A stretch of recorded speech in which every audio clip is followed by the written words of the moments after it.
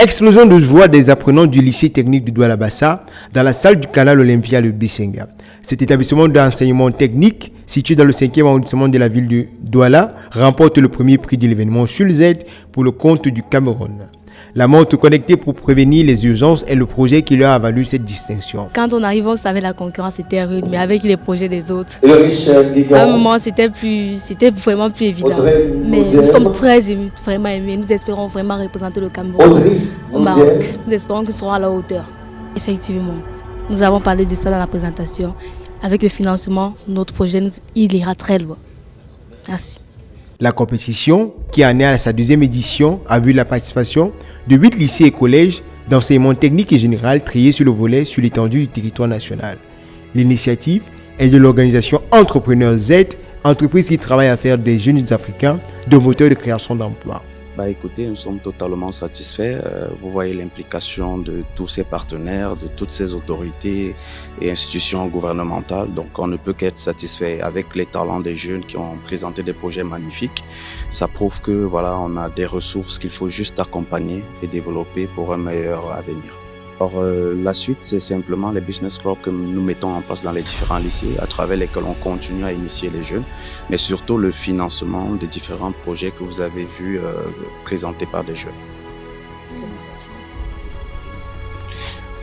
Alors, l'innovation principale, c'est que derrière, il y a ce trophée qui est déjà remis aux jeunes, mais derrière, on a des bourses d'études à hauteur de 120 millions qui sont remis aux 9 c'est-à-dire aux 3 équipes qui vont gagner dans les différents pays. Donc tous les jeunes de ces équipes ont déjà des bourses d'études pour leur formation supérieure.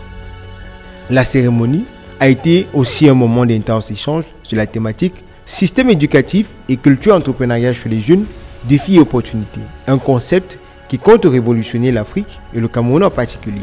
C'est une initiative louable qui vient en complément, puisqu'il intéresse la jeune génération, les élèves en l'occurrence, qui vient en complément de notre système éducatif et qui, à mon sens, s'inscrit dans la dynamique de développement des sociétés aujourd'hui où il y a plein de transformations qui s'imposent à nous.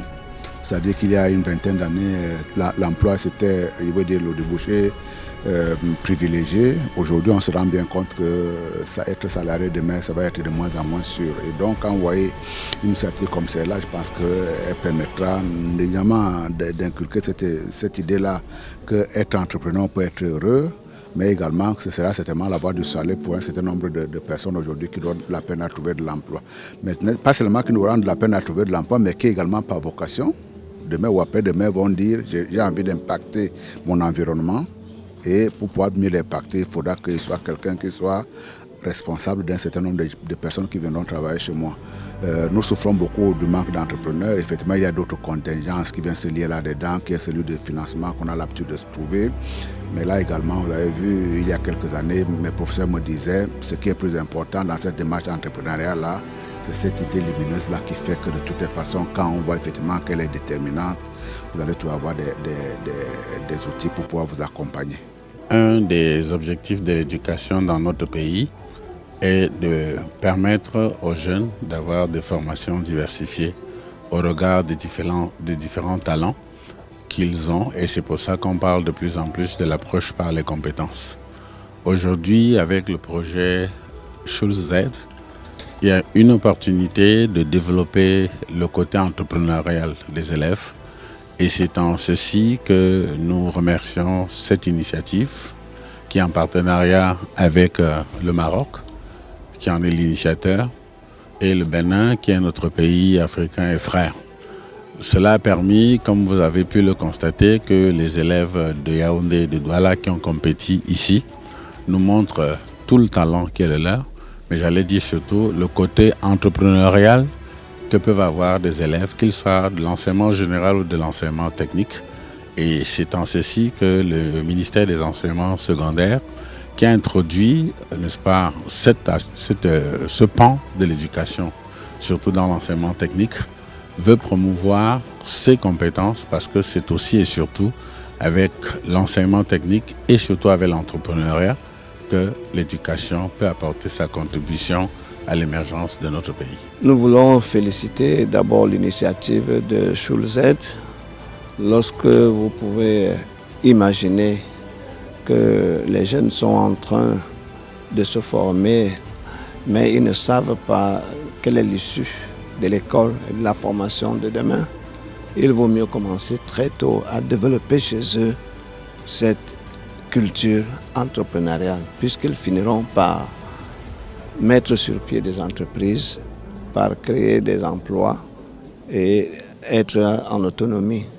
Alors, nous voulons encourager Sulzed en l'accompagnant auprès même de la représentation nationale, parce que là, c'est une poignée de jeunes qui ont été sollicités, mais le problème est d'ordre général.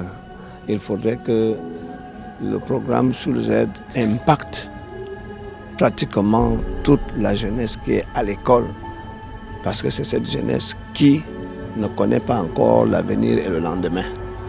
Il vaut donc mieux que ce programme soit, je voudrais dire, à caractère national. C'est pour cela que nous apportons notre caution morale par notre présence et notre accompagnement technique dans les jurys et autres, de manière à ce que les décideurs puissent comprendre que la problématique est réelle à la base. Nous espérons que nous serons entendus et nous n'allons pas manquer de continuer d'apporter notre concours au programme Sulzed.